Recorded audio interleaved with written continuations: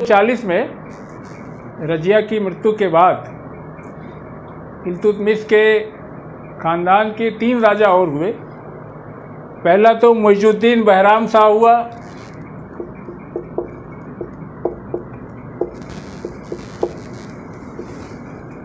बहराम शाह 1240 से 1242 तक।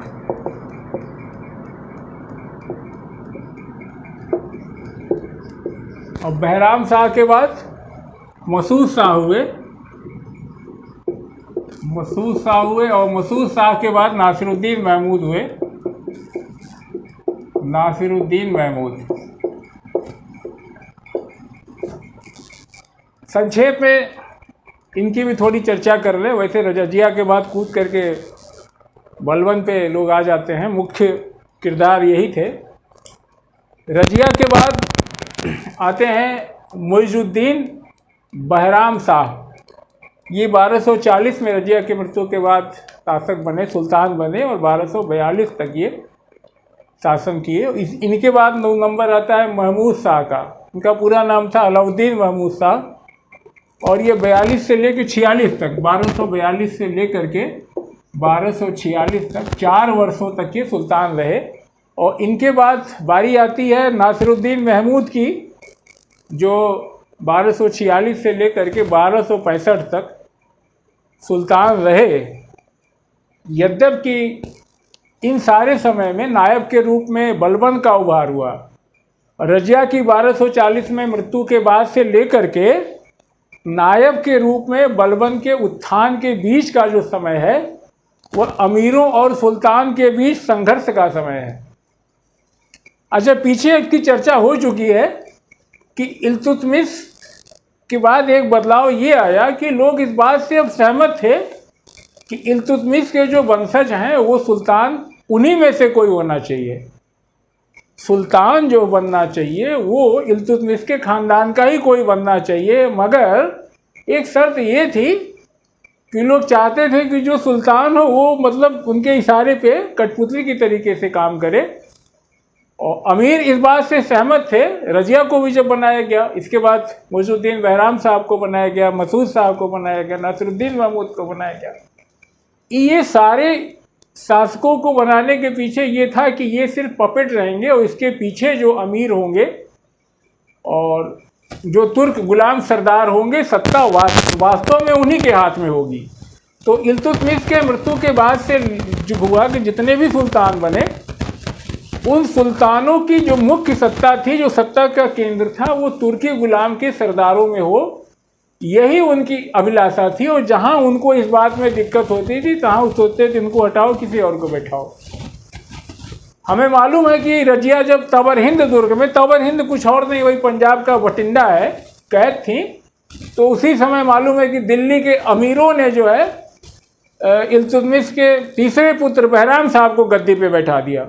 रजिया की भी पराजय जो है एक तरीके से सुल्तान और तुर्की सरदारों के बीच संघर्ष की का ही परिणाम थी। और वास्तविक शक्ति जो है सुल्तान के हाथ में न हो, वो प्रभावी नियंत्रण उस पर जो है तुर्की सरदारों का हो। इसी सब के चलते एक नया पद बनाया गया, नायबे मुमलकत।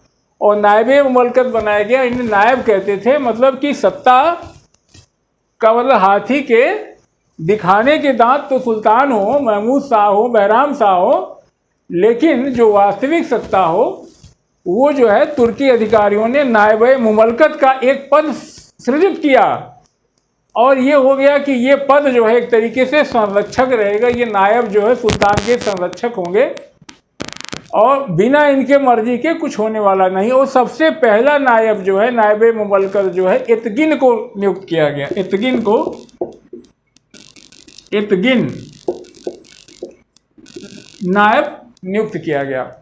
और वजीर का पद उस समय जो है मुहाजुद्दीन के पास था।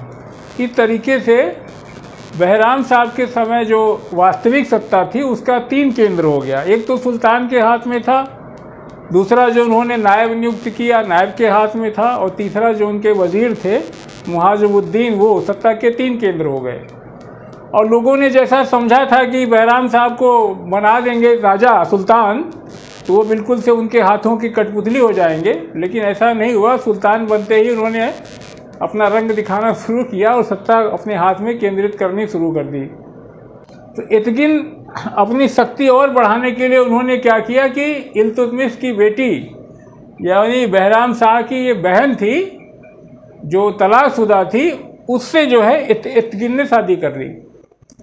अब उनको लगा कि वो भी शाही खानदान के हो गए, क्योंकि सुल्तान इल्तुतमिश की बेटी जिनका डाइवर्स हो चुका था उनसे विवाह कर लिया, जो कि बहराम शाह की बहन थी।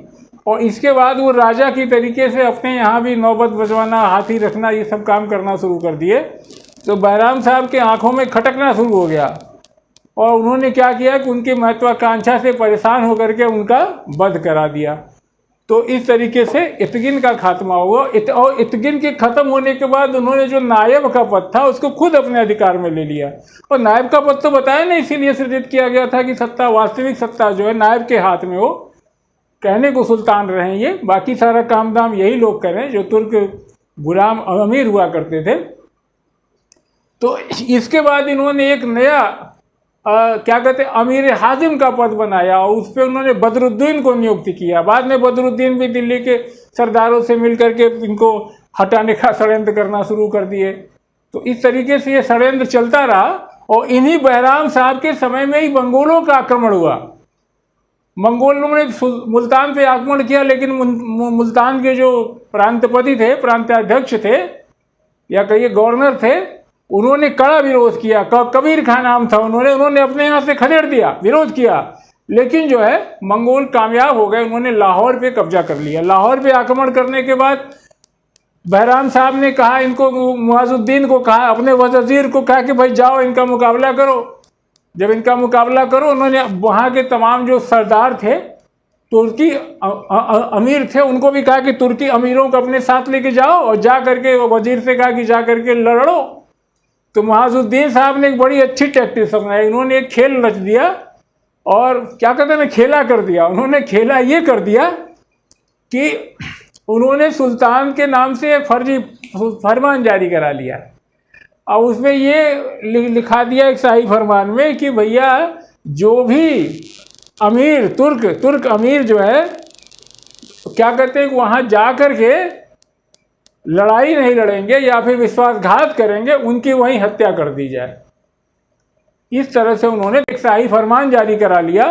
किससे करा लिया? बहराम शाह से करा लिया कि ऐसे लोग, ऐसे तुर्की अमीर हैं जो कि गद्दारी करते हैं या युद्ध में ठीक से नहीं लड़ रहे हैं, उनकी हत्या कर दी जाए। ऐसा सुल्तान ने आदेश दिया। इसको सुनते ही तो फिर जितने तुर्की अमीर थे सब भड़क गए। भड़क करके जो है बहराम साहब को खोजने लगे, कहे मारो। अब बहराम साहब के ऊपर अटैक कर दिया। वो अच्छा खेल किया उसने और बहराम साहब भी अपने दिल्ली के सरदारों को लेकर के गए, मुकाबला किए, मगर जो है ये शक्तिशाली थे। इन्होंने वहीं बहराम साहब को पकड़ लिया, बंदी बना लिया और बंदी बनाने के बाद इनको बताया कि 42 में इनका वध कर दिया। और एक और रोचक बात की है कि बहराम साहब के मरने के बाद जो है किसलू खां था, किसलू खां सबसे पहले दिल्ली में घुसा। बहराम साहब के मारे वध तो बाद में किया गया, बंदी बनाते ही जो है किसलू खां थे। किसलू खां तुर्की सरदार थे। ये कहेंगे सबसे पहले दिल्ली हम ही पहुंचेंगे और उनको लगा कि सुल्तान का पद हम ही प्राप्त कर लेंगे, लेकिन ना, वहाँ के जो सरदार थे उन्होंने कहा नहीं, ये पद जो है उन्हीं के खानदान के किसी आदमी को मिलेगा। बाद में वो कामयाब नहीं हुए और बाद में फिर जो है मसूद शाह 42 में मसूद शाह जो है, इनका पूरा नाम अलाउद्दीन मसूद शाह है, संक्षेप में जान लें इनके बारे में, फिर ये सुल्तान बने। और इस प्रकार बहराम शाह की मृत्यु के बाद अलाउद्दीन मसूद शाह 1242 में राजा बना। और ये अलाउद्दीन मसूद शाह जो था ये रुकनुद्दीन फिरोज शाह का बेटा था और इल्तुतमिश का पोता था, पौत्र था। इसने 42 से लेकर 46 तक 4 वर्ष तक राज किया और इसे गद्दी इसीलिए इस शर्त पे दी गई थी कि वो सुल्तान रहते हुए भी सुल्तान के पद की शक्तियों का प्रयोग नहीं करेगा, अपितु ये अपना कार्य जो है अपने नायब के मदद से करेगा। नायब का पद जो कि इनके पहले खत्म कर दिया गया था इल्तुतमिश के अनुभव के चलते, फिर से नायब का पद क्रिएट किया गया। मसूद शाह के समय, अलाउद्दीन मसूद शाह के समय जो रुकनुद्दीन फिरोज शाह का बेटा था और इल्तुतमिश का पोता था और 4 वर्ष तक सुल्तान रहा, वहाँ इसको सुल्तान बनाने के पीछे भी जो अमीर थे, जो तुर्की अमीर थे, उनका यही आशय था कि वास्तविक सत्ता उनके हाथ में रहे, ये खाली नाम मात्र का सुल्तान रहे। तो इस पे नियंत्रण रखने के लिए फिर से नायब पद का सृजन किया गया और उसके पद पे मलिक कुतुबुद्दीन हसन को नियुक्त किया गया। ये साहब गोर के रिफ्यूजी थे, शरणार्थी थे, इसीलिए जो भारतीय तुर्की सरदार थे वो इन्हें लिफ्ट नहीं देते, सोचते अरे यार तो, और यही वजह थी कि जो है उनके महत्व न देने की वजह से ये जो पद था नायब का ये काफ़ी कमज़ोर हो गया। बहरहाल इन्हीं मसूद शाह के समय में ही बलबन का उत्कर्ष होता है। बलबन जो है, आप जानते हैं कि जो 40 तुर्क सरदारों का जो गुट था, जो दल था, उसमें वो बिल्कुल निचले सोपान पे थे, लेकिन उन्होंने अपनी योग्यता के चलते, अपने कर्मठता के चलते उन्होंने अपना स्थान, अपना उच्च पद बनाया और उन्होंने अपने राजनीतिक कौशल से, चूंकि वो बराबर दिल्ली सल्तनत की गतिविधियों पे नज़र रखते थे, तो उन्होंने जितने महत्वपूर्ण सरदार थे उनको अपने में मिला लिया और मिला करके बखूबी जो है अपनी शक्ति का प्रयोग किया और आगे चल के इन्होंने मसूद शाह को सत्ता से हटाने का निर्णय लिया। उनके मन के नहीं थे तो उन्होंने नासिरुद्दीन महमूद को उनकी माता के साथ मिल करके षड्यंत्र किया और षड्यंत्र करके मसूद शाह को, अलाउद्दीन मसूद शाह को भी सत्ता से हटा दिया। और नासिरुद्दीन महमूद 1246 से लेकर के 1265 तक इन्होंने बड़े लंबे समय तक शासन किया, लेकिन इनकी कहानी क्या कहें, ये भी नाम मात्र के ही शासक थे। अगर आप देखें तो रजिया से लेकर के 1236 से लेकर 1246 तक, इन 10 सालों में आप देखेंगे तो शमसी राजवंश के 4 कम से कम ऐसे 4 जो है राजा सुल्तान बनाए गए, जिन्हें कि तुर्की अमीरों ने, सरदारों ने गद्दी पे बैठाया और बाद में उन्हें उतार दिया। इस तरह से अंत में आकर के नासिरुद्दीन महमूद ये शमसी वंश के जो है, आप इनको कहिए कि 4, वो ये 5वें शासक और अंतिम शासक सिद्ध हुए और ये भी इल्तुतमिश साहब के पोते थे, पौत्र थे। और नासिरुद्दीन महमूद को कौन नहीं जानता। और ये नासिरुद्दीन महमूद साहब बहुत ही संत स्वभाव के थे, इतने संत थे कि इनकी रुचि जो है राजनीतिक और प्रशासनिक कार्यों में नगण्य थी। और ये बहुत ही, नासिरुद्दीन महमूद को आप जानते होंगे, ये बहुत ही धार्मिक प्रकृति के व्यक्ति थे। इन्होंने ये अपना अधिकांश समय धार्मिक कार्यों, नमाज पढ़ने, इन सारे कार्यों में व्यतीत करते थे। और ये भी बताया जाता है कि वो अपने समय के बड़े अच्छे एक सिद्ध सुलेखक भी थे और कुरान की जो आयतें हैं उनकी नकल करके ये बना करके बेचा करते थे। उससे जो आमदनी होती थी उससे नासिरुद्दीन महमूद साहब अपना परिवार चलाते। सोचिए कितने धार्मिक व्यक्ति थे। दिन भर वही धार्मिक कृत्य में लगे रहना, कुरान पढ़ना और कुरान की छोटी छोटी नकल बना करके सुंदर सुंदर लेख करके उसको बेचना, उसके आय से अपना परिवार चलाना। तो इतने संत और धार्मिक प्रवृत्ति के व्यक्ति थे ये। और मिनहाज बताते हैं कि इतिहासकार मिनहाज इस बात को बताते हैं, मिनहाजुद्दीन सिराज, इतिहासकार मिनहाजुद्दीन सिराज बताते हैं कि ये अपने समय के आदर्श सुल्तान थे नासिरुद्दीन महमूद। लेकिन एक बात ध्यान रखिएगा कि ये जब सुल्तान की गद्दी पे बैठे होंगे तो देखे होंगे इनके पीछे 4 फोटो लगी हुई है, इन्हीं के खानदान के 4 फोटो लगी हुई है, सब पे माला चढ़ा हुआ है। ये 5वें थे, तो जरूर मुड़ करके देखते रहे होंगे कि भाई ये 4 लोगों पे फोटो क्यों चढ़ी हुई है। तो पता चलता था कि ये लोग फोटो इनके ऊपर इसलिए चढ़ गई, ये सुल्तान होने के बाद इनके ऊपर सुल्तानी का नशा चढ़ा और तुर्की सरदारों ने इनको उतार करके सुल्तान के पद से इनका वध कर दिया। तो वो बेचारे संत थे, वो बड़े डरे सहमे रहते थे। वो सोचते थे कि उनकी भी हत्या हो जाएगी। जिनकी हत्या हुई थी सब इनके परिवार के ही लोग थे, सबकी फोटो पीछे लगी थी, माला चढ़ा था। और जब कारण में जाते थे कि आखिर हुआ क्या, तो पता चला कि तुर्की सरदारे हैं, वही गद्दी बैठाते हैं, वही फिर उतार करके हलाल कर देते हैं।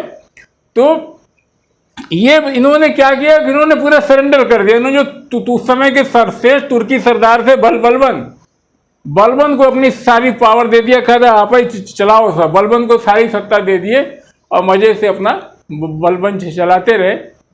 और इसामी तो यहाँ तक कहते हैं कि बिना क्या कहते हैं कि अधिकारियों के बिना उनकी मर्जी के ये हाथ पैर तक नहीं हिलाते थे, यहाँ तक कि न पानी पीते थे न खाना खाते। इनको सोना हो तो पूछते थे जाए सो जाएं, बताओ भैया सो जाएं, खाना खा लें, हाथ पानी पी लें, इतना पूछ करके काम करते थे। बहरहाल बताया जाता है नासिरुद्दीन महमूद की अचानक मृत्यु हो गई और मृत्यु का कारण अलग अलग बताया जाता है। जैसे अगर आप देखेंगे कि